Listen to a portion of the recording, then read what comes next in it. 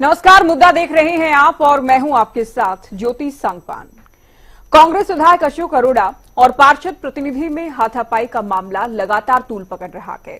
दोनों पक्ष एक दूसरे को लेकर सवाल खड़े कर रहे हैं, मोर्चा खोले हुए हैं। कार्रवाई की मांग भी लगातार जारी है। कांग्रेस विधायकों ने इस मामले को लेकर स्पीकर से मुलाकात की, कार्रवाई की मांग की है। साथ ही विधायक अशोक अरोड़ा ने अपने इस्तीफे की पेशकश भी कर दी है। इस मुद्दे को लेकर होगी चर्चा, उससे पहले ये रिपोर्ट आपको दिखाते हैं।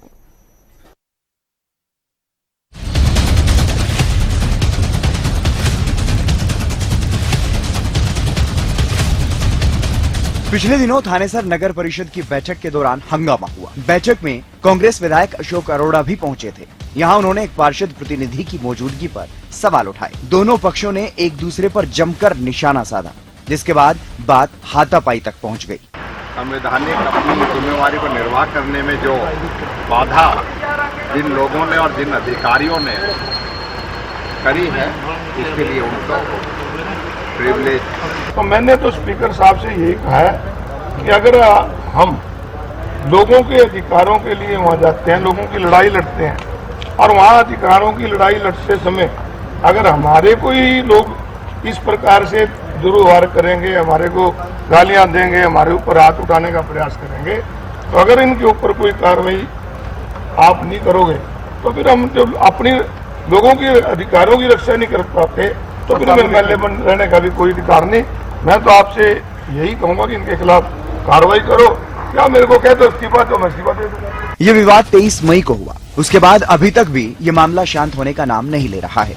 अब मामले में अशोक अरोड़ा समेत कांग्रेस के कई विधायकों ने स्पीकर हरविंदर कल्याण से मुलाकात की और विशेषाधिकार हनन की शिकायत दी। तो वहीं दोनों पक्ष जिला स्तर पर एसपी से पहले ही शिकायत दे चुके हैं। सोमवार को थानेसर चेयरपर्सन माफी ढांडा और कई बीजेपी पार्षदों ने एसपी से मुलाकात कर कांग्रेस विधायक अशोक अरोड़ा के खिलाफ कार्रवाई की मांग की। देखिए, आज एसपी से मिले हम। ये जो हाउस के अंदर दो पक्षों के बीच झगड़ा हो गया था, तो हम एसपी से मिले तो एसपी साहब यही कह रहे हैं कि इन पर जल्दी से जल्दी कार्रवाई हो रही है और हम यही चाहते हैं अशोक अरोड़ा से कि वो रिटर्न में माफी मांगे और हम जल्द से जल्द हाउस की मीटिंग करें।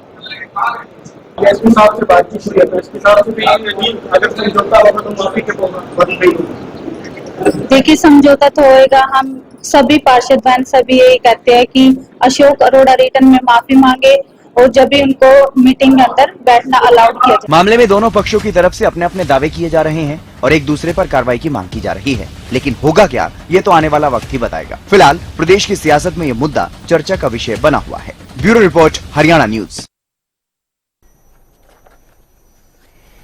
चलिए चर्चा की शुरुआत करते हैं कुछ खास मेहमानों के साथ। बीजेपी प्रवक्ता रामराज्य शर्मा हमारे साथ डिबेट में जुड़ गए हैं। कांग्रेस प्रवक्ता ललित अरोड़ा, इनेलो प्रवक्ता रजत पंजिटा भी हमारे साथ चर्चा में जुड़ गए हैं। आप तीनों का बहुत स्वागत है। शुरुआत में कांग्रेस से करती हूं।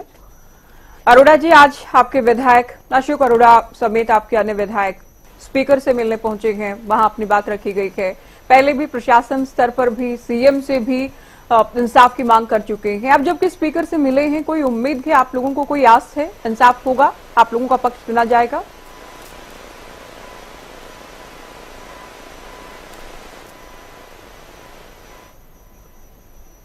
उनके कुछ अधिकार होते हैं, कुछ प्रिविलेज है उनके, जिसमें उनका मान सम्मान भी होना चाहिए और स्पीकर की परमिशन के बिना कुछ भी उनके खिलाफ नॉर्मली नहीं होता है। तो वो अपनी व्यथा करने के लिए वहां उनके साथ कहीं दुर्व्यवहार हुआ है, तो वो इसमें 3-4 लोगों के मामले हैं। तो हमारे एमपी साहब हैं और दीपेंद्र हुड्डा, उनके साथ कैसे प्रोटोकॉल का पालन नहीं किया गया था। रामकरण काला जी है और ये अरोड़ा साहब हैं, तो ये पुराने एमएलए हैं, ये स्पीकर भी रह चुके हैं। अशोक अरोड़ा जी ट्रांसपोर्ट मिनिस्टर भी रह चुके हैं। दीपेंद्र जी भी 4-5 बार के एमपी है राज्यसभा और लोकसभा में, और रामकरण काला भी एक हमारे एमएलए है। और ये सब वहां पे चंद्र प्रकाश जी के साथ भी आदमपुर और हिसार के अंदर में, क्योंकि वहां एक परिवार का जैसे कब्जा होता था। अब की बार वहां पिछली बार ही वैसा तो पता लग गया था तो बीजेपी ने अच्छे वोट लिए थे, अब की बार वहां हार गए। तो होता क्या है, जो हमारी सोच है वो ये है कि जो भाजपा में नेता है अक्सर सत्ता और शक्ति के लिए प्रतिस्पर्धा करते हैं, चाहे वो हारे हुए हो। तो हर जगह चारों जगह वही हाल है वो अपना प्रभाव बढ़ाने के लिए, जिला के अधिकारियों को धमकाने के लिए या उनके ऊपर अनुचित प्रभाव डालने की कोशिश तो करते ही है वो। ऐसा तो है नहीं कि सत्ताधारी दल तो कोशिश नहीं करेगा। अच्छा, फिर खुद मीडिया या देखिए, हर चीज सिस्टम डिफाइंड है। किस अधिकारी की क्या पावर है, एमएलए की क्या पावर है, किस मीटिंग में किस तरह से पार्टिसिपेशन लेवल क्या होगा और क्या डिसाइड किया जाएगा, ये एजेंडा होता है। अब नॉर्मली क्या हो रहा है कि प्रतिनिधि चले जाएंगे, साथ में उनके 4-5 यार दोस्त चले जाते हैं, तो वो कुल मिला के जो चीज है वो जो है पसंद नहीं आती, क्योंकि जो एमएलए बैठा है वो एक मेन दूसरा पर्सन उसके अंदर है, वो प्रोसीडिंग का वही अध्यक्ष है। अब वो वहां पे जब ये फैसला हो गया कुरुक्षेत्र में कि बाहरी व्यक्ति नहीं होंगे, ईओ ने खुद ही कहा, तो फिर बाहरी व्यक्ति अंदर से तो क्या वहां का एमएलए जो उसको चेयर कर रहा है ये नहीं कहेगा, मतलब कांग्रेस में तो ये अधिकार खत्म हो गया विपक्ष में कि वो बाहरी व्यक्ति जब आए हुए तो उनको रोका जाए। देखिए, फोरम के अंदर में ये तो कहीं नहीं लिखा ना कि बाहरी व्यक्ति आके हस्तक्षेप करेंगे या बैठेंगे, प्रोसीडिंग सुनेंगे और उसमें इंटरेक्शन करेंगे, ये तो कहीं नहीं लिखा है। आप भी जानते हैं और हम भी जानते हैं। हाँ। तो अगर उन्होंने कहा था तो वो चुपचाप चले जाते, अब वो नहीं गए। उसके बाद वहां पे बाकी हुई, बहस हुई, झगड़ा हुआ, हमारी पार्टी का विरोध करने के लिए और हार का रोला करने के लिए, ये व्यक्तिगत मतभेद है। लेकिन जब आप सार्वजनिक कार्यक्रमों में जहाँ जनता के हितों की बात होनी है, अगर आप इस तरह का बिहेवियर करेंगे तो वो उसके लिए स्पीकर के पास जाना ही पड़ेगा। तो ये जो झगड़े हैं, कई बार दबाव भी होता है इनके ऊपर में, अपेक्षा भी होती है, तनाव में भी होते हैं, क्योंकि हारे हुए लोग ज्यादातर वहां पे। तो मेरा ख्याल है कि राजनीतिक दल जो है इस प्रतिस्पर्धा या अपना प्रभुत्व की हमारी सरकार है तो हम दबाव में डाल के सबके साथ में दुर्व्यवहार करेंगे, ये अपेक्षा नहीं की जाती है। और ये तो ठीक है, मैं जवाब बीजेपी से ले लेते हैं। अरोड़ा जी, शर्मा जी, देखिए आप लोगों पर आरोप है कि कभी प्रशासन के माध्यम से या कभी आपके हारे हुए उम्मीदवार कांग्रेस के विधायकों या सांसद दीपेंद्र हुड्डा का भी जो डीसी वाला किस्सा था उसका भी जिक्र कर रहे हैं, क्यों इस तरह से अपमान किया जा रहा है? के माध्यम से सबसे पहले मैं प्रदेश की और देश की देवतुल्य जनता जनार्दन को राम राम करता हूं, नमस्कार करता हूं। इनको ये अच्छा नहीं लग रहा जिस तरह से विश्व के सबसे लोकप्रिय और ताकतवर प्रधानमंत्री आदरणीय नरेंद्र मोदी जी की अगुवाई में हमारा देश बहुत आगे बढ़ रहा है, रक्षा के क्षेत्र में आत्मनिर्भर हो रहे हैं, आर्थिक दृष्टि से मजबूत हुए हैं, एक भव्य ऐतिहासिक राम मंदिर का निर्माण अयोध्या धाम में हुआ है। रोजाना ये बातें क्यों रिपीट करते हैं? 370 आप रोजाना आपका ये शर्मा जी आपका इंट्रो ये फिक्स है। आपको किसी मुद्दे पर मैं बुला लूं डिबेट में, आप ठीक है, आप तारीफ करना आपका बनता है, मुद्दे पा रहा हूँ। ठीक, आप घूम फिर के क्यों आते हैं? आप सीधा क्यों नहीं आते हैं? नायब सिंह सैनी सरकार, आप पीएम से, अर्थव्यवस्था से, पता नहीं राम मंदिर से, आप क्यों नहीं सीधा मुद्दे की बात करते हैं? कभी भी नहीं करते आप सीधा मुद्दे की बात। आप इंट्रो भी इसी बात को लेकर करते हैं, वाइंड अप भी इसी बात पर करते हैं। आप मुद्दे की बात करें ना, मैं सीधा सवाल आपसे पूछ रही हूँ, आप सीधा उत्तर दें। मैं मुद्दे पे तो आ रहा हूँ, इनको अच्छा नहीं लग रहा। डॉक्टर नायब सिंह सैनी की सरकार में सारे काम अच्छे हो रहे हैं, सभी वर्ग खुश हैं, छत्ती बरादरी का आशीर्वाद मिल रहा है, जनता ने इनको नकार दिया। तीसरी बार केंद्र में हमारी सरकार बनी, तीसरी बार हरियाणा में हमारी सरकार बनी, डॉक्टर नायब सिंह सैनी दूसरी बार मुख्यमंत्री बने, छत्ती बरादरी का आशीर्वाद मिला और छोटी सरकार हमारी बनी, जनता ने इनको नकार दिया। ये बौखलाहट में उलझुल बातें बोलते हैं, गलती खुद करते हैं और दोष दूसरों पर लगाते हैं। अब इस्तीफे की पेशकश करिए, अरे इस्तीफा देते, पेशकश करने का क्या मतलब हुआ? अब आप वीडियो देखिए ज्योति जी का, मैंने भी वीडियो देखा है, कुरुक्षेत्र में खुद पीटने के लिए गए, ये अपनी कुर्सी से उठ के अशोक अरोड़ा खुद उसको पीटने गए, खुद हाथापाई किया और फिर उन्होंने कहा भाई तू माफी मांग ले, इन्होंने माफी नहीं मांगी। ऐसे जस्सी पेटवाड़ धमका रहा था, मैंने देखा था। इनका विधायक है जो नारायण से पहले ब्राह्मणों के बारे में आप शब्द बोल रहा था, तो ये तो इनका कल्चर है, क्योंकि बौखलाहट में उल्ट बातें करते हैं। तो ये जनता के द्वारा नकारे गए हैं जिस तरह से। लेकिन इनका जो कहना है कि पार्षद प्रतिनिधि का बैठक में होने का मतलब क्या है, होना चाहिए, आप ये मान रहे हैं?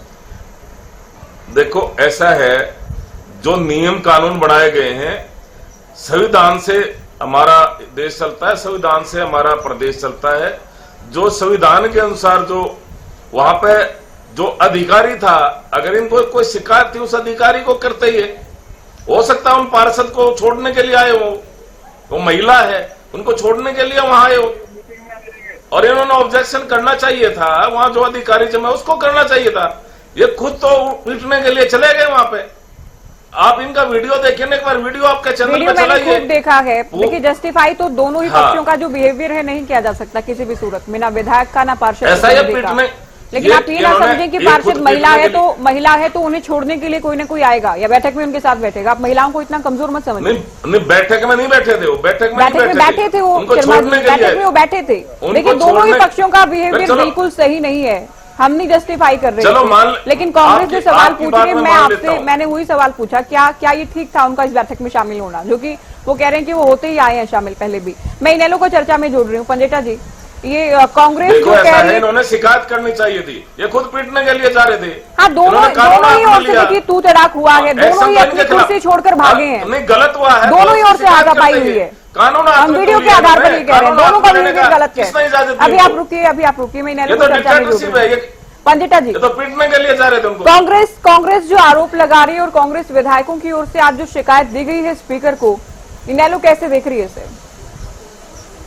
देखिए, पहले तो मैं इस चीज की कड़े शब्दों में निंदा करता हूँ कि अगर एक विधायक के साथ, वो किसी भी पार्टी का हो, कल को वो भाजपा के विधायक के साथ भी हो सकता है, बिल्कुल हमारे विधायक के साथ भी हो सकता है, कुछ प्रोटोकॉल है, और प्रोटोकॉल में एक एमएलए का जो वो है दर्जा, वो चीफ सेक्रेटरी के से भी ऊपर ही है, बराबर का मानते हैं वैसे, लेकिन एक चीफ सेक्रेटरी से भी ऊपर का दर्जा जो है वो प्रोटोकॉल में एक विधायक का है। विधायक को राज्यसभा की चाहे वोटिंग हो, चाहे कोई बिल के ऊपर वोटिंग हो, चाहे प्रेसिडेंट का कोई चुनाव हो, तो विधायक को आप, और वैसे भी अगर कोई गवर्नमेंट का कोई काम है, कोई ऑफिशियल काम है, ऑफिसर का भी बनता है प्रोटोकॉल के तहत कि आप उनकी प्रायोरिटी दें उनको। और देखिए, ऐसे तो कोई एक्स विधायक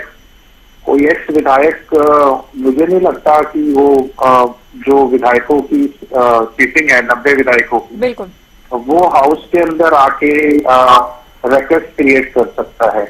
कल को विधायक जो महिला विधायक है पंजेटा जी, तो विधायक प्रतिनिधि भी आने लग जाएंगे। हाँ, शिव शर्मा जी कहेंगे महिला विधायक को छोड़ने आए होंगे।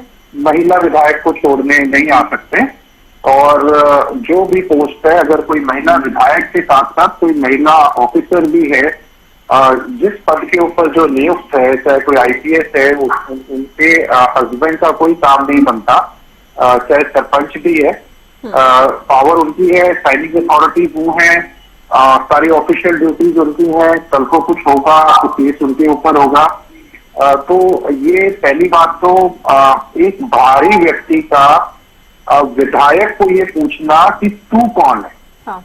मतलब दोनों की गलती, अगर वो व्यक्ति एक ऑर्डिनरी आदमी है, वो कोई एक्ट हो गया, तो जब वो ऑथराइज नहीं है उस मीटिंग के अंदर शामिल होने के लिए, तो इसका मतलब ये सारी प्री प्लान था कि वो मीटिंग में शामिल होगा और वो ऐसी भाषा का इस्तेमाल करेगा, प्रोवोक करेगा। प्रोवोकेशन जो है वो व्यक्ति की तरफ से आई कि वो विधायक को पूछ रहा है कि तू कौन है। एक भाषा का गरिमा तो छोड़िए, एक पद की गरिमा भी नहीं रखी गई, भाषा की गरिमा नहीं रखी गई। शुरुआत निश्चित तौर पे उस पूर्व पार्षद का, जिसका वह कोई काम नहीं था उस मीटिंग में होने का, ये सारा प्री प्लान लगता है मुझे। और अगर आपके 1% से भी कम मार्जिन है वोटों का कांग्रेस और बीजेपी का, तो बीजेपी को अगर जनता कुछ मतलब पूरी भी नहीं कह सकते आप, 60% तो इनके विरुद्ध में वोट पड़े हैं, तो अगर आप सत्ता में आ गए तो इसका मतलब ये नहीं कि सत्ता के नशे में चकनाचूर होकर आप कुछ भी करेंगे, कानून अपने हाथ में लेंगे। एक कहावत है, एब्सोल्यूट पावर करप्ट एब्सोल्यूटली। जनता की आपकी कुछ रिस्पॉन्सिबिलिटी है, power comes with responsibility also. आपका आचरण और आपका काम करने का तरीका, आपकी शालीनता, ये सारी चीजें बहुत मैटर करती हैं। और अगर आपको जनप्रतिनिधि की जरूरत नहीं है, मुझे लगता है कि जनप्रतिनिधि के बिना कोई बिल नहीं ऐसे पास हो सकता, जन से चर्चा नहीं हो सकती। अब बहुत सी चीजें मैंने आपको बताई हैं, बड़ी इंपॉर्टेंट वोटिंग है, चाहे राज्यसभा के लिए है, चाहे देश के प्रेसिडेंट के चुनाव के लिए है। तो आप एक ऑपोजिशन के जनप्रतिनिधि है, चाहे वो सत्ता का जनप्रतिनिधि है, उसको एक समान जो है वो स्पीकर की नजरों में या प्रोटोकॉल में एक समान है वो। तो ऐसा व्यवहार मुझे तो लगता है, मैं इसी कड़े शब्दों में निंदा करूंगा, ऐसा व्यवहार होना बहुत ही दुर्भाग्यपूर्ण है। मुझे नहीं लगता अशोक अरोड़ा जी के जीवन के इतिहास के अंदर जब तक वो इनेलो में रहे, मुझे लगता है उनका आदर मान सम्मान नेक्स्ट टू ओम प्रकाश जी चौटाला, ये जो हमारी पार्टी उनके बराबर आप लगा लीजिए, जहाँ वो शामिल नहीं हो पाते थे। तो ओम प्रकाश चौटाला जी के मतलब नंबर 2 के ऊपर उन्हें माना गया था पार्टी के अंदर, कोई फंक्शन हो कुछ हो।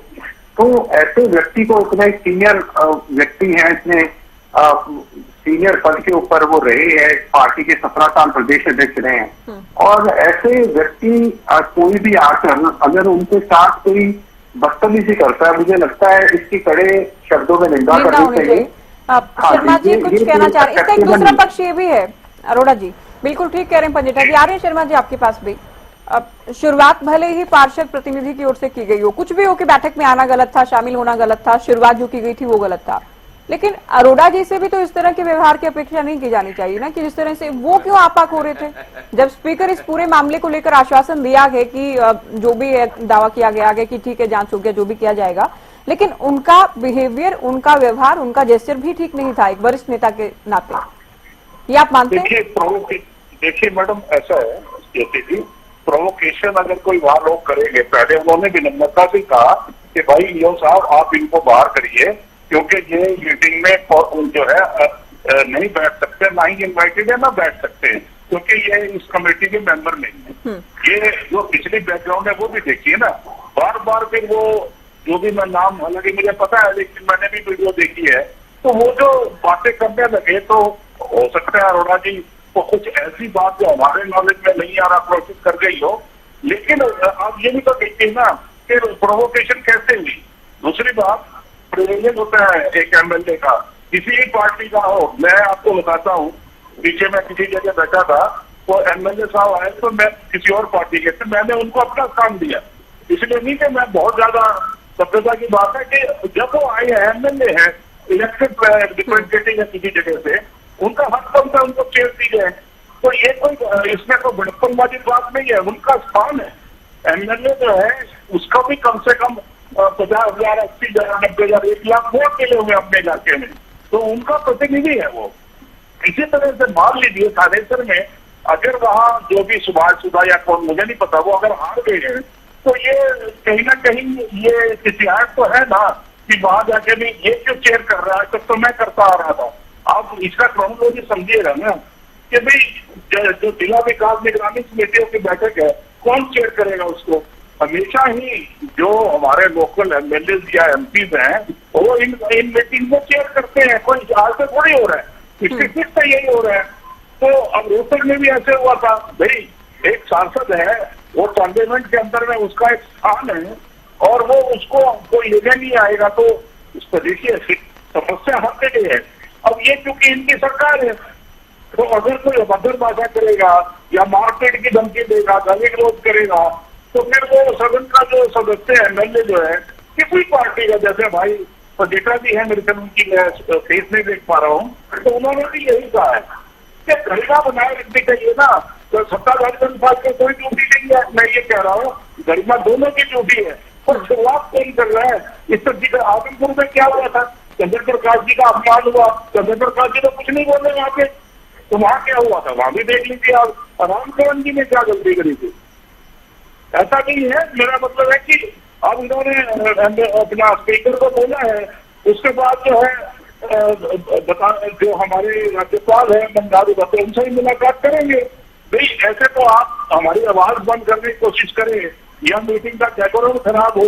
मीटिंग देखिए, एक मीटिंग पे लाखों रुपए खर्च हो जाते हैं, और अगर आप एजेंडे पे कार्रवाई नहीं हो रही है तो और जो इशू वहाँ डिस्कस होने चाहिए थे नहीं हो रहे हैं ढलने में, ठीक बात है। तो अब क्या किया जाए? इसका मतलब यह है कि अच्छा, मैं इसी स्थिति को, मैं शर्मा जी से कुछ कहना भी चाह रहे हैं आप रामराज जी, स्थिति को थोड़ा उल्टा कर देखते हैं। हालांकि दुर्भाग्यपूर्ण ये नहीं होना चाहिए था, लेकिन मान लीजिए विधायक आपकी पार्टी से होते, पार्षद जो कि पार्षद प्रतिनिधि हालांकि थे वो कांग्रेस समर्थित होते, उसके बाद ये सब हो जाता, तो क्या सेम रिएक्शन आपका रहता या आपकी पार्टी का रहता? देखो ज्योति जी, मैं आपको बताना चाहूंगा, हमारी पार्टी विश्व की सबसे बड़ी पार्टी है और सबसे अनुशासित पार्टी के रूप में हमारी पार्टी जानी जाती है।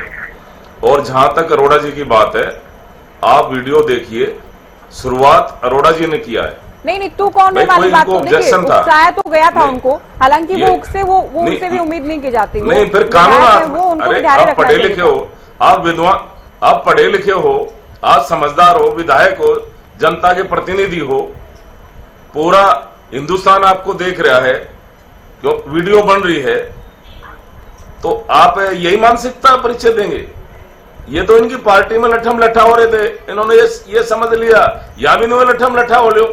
जैसे इनकी पार्टी में लठ बज रहा है, इनकी पार्टी में भी कई कांग्रेस है, कहीं भूपेंद्र हुड्डा कांग्रेस है, कहीं दीपेंद्र हुड्डा कांग्रेस है, कहीं रणदीप सुरजेवाला कांग्रेस है, कहीं चौधरी वीरेंद्र सिंह कांग्रेस है, कहीं कैप्टन अजय यादव कांग्रेस है, कहीं शैलजा बहन कांग्रेस है। ये आपस में लठम लठा हो रहे, इनके ऑब्जर्वर आ रहे हैं, observer go back, Simon commission go back, इन्होंने कार्रवाई में भी वो इन वाले मुद्दे पर हमने कल डिबेट की थी और कल राहुल आएंगे तो कल भी फिर कांग्रेस पर ही बात करेंगे। लेकिन आज तो मैं सवाल जो आपसे पूछ रही हूँ, रोहतक में जो हुआ, क्योंकि विपक्ष के सांसद हैं Deepender Hooda, DC protocol follow नहीं कर रहे हैं, उसके बाद प्रोटोकॉल का पाठ पढ़ा रहे हैं। अरे राहुल गांधी को इसलिए बुला रही है, राहुल गांधी को इसलिए उसके सामने नारे नहीं लगेंगे जब सांसद सत्तासीन पार्टी के हो। भाई आपको ऑब्जेक्शन है, आप प्रशासन से उसकी शिकायत करिए, ये थोड़ा आप कानून को हाथ में लेंगे, फिर आप कानून हाथ में ले रहे हो, फिर शिकायत भी आप कर रहे हो, आप माफी मांग लेते, आपका आचरण वहां पर ठीक नहीं था, आप मर्यादित भाषा बोली, आपने अनपार्लियामेंट्री लैंग्वेज बोली, आप सॉरी फील करिए, माफी मांगिए आप, अगर आप शिकायत करने जा रहे हो। क्योंकि असली मुद्दा यह है ज्योति जी, मैं आपको बताऊं, जनता ने इनको नकार दिया, ये बहाना ढूंढ रहे हैं जनता के बीच में जाने का।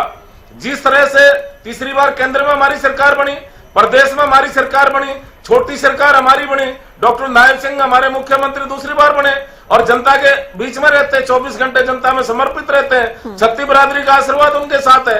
ऐसे ही हम जनता की सेवा करते रहेंगे, जनता हमारे को आशीर्वाद देती रहेगी, आने वाले 30-40 साल तक हमारी सरकार ऐसे ही चलती रहेगी। ये जनता ने नकार दिया। पंडिता जी आपसे ले रही हूँ, क्योंकि ये तो बहाना ढूंढ रहे थे। दीपेंद्र हुड्डा के साथ जो हुआ उसमें हालांकि रामचंद्र जांगड़ा वहीं पर थे, उसके बाद उनकी ओर से कहा गया कि दीपेंद्र हुड्डा को इस तरह से बौखलाना नहीं चाहिए था। ये अशोक अरोड़ा वाला मामला है, रामकरण काला वाला मामला है, तो सीधे सीधे आरोप ये लगाए जा रहे हैं कि कभी प्रशासन को माध्यम बनाकर या फिर जो इनके जो भी चुने हुए लोग नहीं है या हारे हुए जो उम्मीदवार हैं उनको एक जरिया बनाकर अपमानित किया जा रहा है विपक्ष को। देखिए, अलग अलग जगह पे अलग अलग तथ्य हैं, अलग अलग कंडीशन जो है, लेकिन मेरा ये मानना है कि अगर कोई मंत्री कष्ट निवारण समिति की मीटिंग को हेड कर रहा है, वहाँ पे एसपी है, डीसी है, विधायक है वहाँ पर, और वहाँ पर कोई व्यक्ति बीच में से उठकर सीधा मंत्री को पूछता है कि तू कौन है, यहाँ मीटिंग में क्या कर रहा है, तू कौन है, तो मुझे लगता है कि बड़ा एक स्वाभाविक सी बात है, वहाँ पर सारा प्रशासन, अमला जमला, जितना भी पुलिस है, जो भी लोग हैं, वो उस व्यक्ति को उठाकर मीटिंग से बाहर कर देंगे कि आप जो है वो मीटिंग को डिस्टर्ब करने आए हैं, उसका डेकोरम खराब करने आए हैं और गरिमा को भंग करने आए हैं, शांति भी भंग करने आए हैं। तो मुझे लगता है कि एक रिएक्शन, एक एक्शन के ऊपर रिएक्शन आना, एक विधायक को ये पूछना कि तू कौन है, और वो भी वो व्यक्ति जो कोई कैपेसिटी में नहीं है, ऑथराइज नहीं है, मीटिंग वो कमरे में होने के लिए ऑथराइज ही नहीं है, तो मुझे लगता है एक स्वाभाविक सी बात है ऐसा। और किसी इनके सरकार के मंत्री, और मुझे लगता है कष्ट निवारण समिति की मीटिंग थी, मुझे लगता है कुरुक्षेत्र थानेसर की, तो वहां पर जो थानेसर के पूर्व विधायक हैं वो मंच के ऊपर बैठे हुए थे, तो वो मुझे लगता है कि अब ये सत्ता जो हार गए हैं उनको अपने दिमाग से सत्ता का नशा निकाल देना चाहिए, क्योंकि ये एक गवर्नमेंट का वो है, पूरा इसके ऊपर एडमिनिस्ट्रेशन सारा बैठा हुआ है, और एक ऐसी मीटिंग के अंदर जो एक मतलब एक कहीं विधायक ही आएंगे सिर्फ, तो वहां पर आप कोई अलग गैलरी में बैठ सकते हैं, एक अलग जगह बैठ सकते हैं, उनको दूर से देख सकते हैं, मगर हाउस की कार्रवाई या मीटिंग की कार्रवाई के अंदर आप लोग इंटरवीन नहीं कर सकते। किसी पुलिस डिपार्टमेंट की मीटिंग है तो वहां पे सिर्फ पुलिस के लोग ही आएंगे। अगर एक एसडीएम ने तहसीलदारों की मीटिंग, पटवारियों की मीटिंग बुलाई है तो वो तो कोई लोग मीटिंग में आएंगे, तो आपका पहली बात तो ऐसे भारी व्यक्ति का कोई काम नहीं था। वो सिर्फ यहाँ पर सिर्फ गरिमा भंग करने ही आया था। और मुझे लगता है एक्शन ज्यादा इंपॉर्टेंट देखना चाहिए। रिएक्शन मुझे लगता है कुछ होता ही ना। अगर वो दोनों ही पक्ष मांग कर रहे हैं कि कार्रवाई हो, वो लोग भी कर रहे हैं, साथ ही अशोक अरोड़ा के साथ तो दूसरे विधायक भी पहुंचे थे। अब होगा क्या, ये देखना है पंडिता जी हमें। खत्म कर रहा हूँ ज्योति जी। जो व्यक्ति ऑथराइज नहीं था, सबसे पहली बात तो कोई भी आए हो वहां शांति भंग करने के लिए, कार्रवाई उनके ऊपर होनी चाहिए। या जो अगर वो लोग होते ना तो ये नौबत ही पैदा ना होती, सिंपल सा बात है। अगर वो बाहर के व्यक्ति वहां होते ही ना तो ये नौबत ही ना आती। ये भी पॉइंट है। देखते हैं क्या कुछ होता है। स्पीकर को शिकायत तो दी गई है। शुक्रिया आप तीनों का चर्चा में शामिल हुए। तो कांग्रेस विधायकों के आरोपों को लेकर हमने चर्चा की। फिलहाल दीजिए इजाजत। नमस्कार।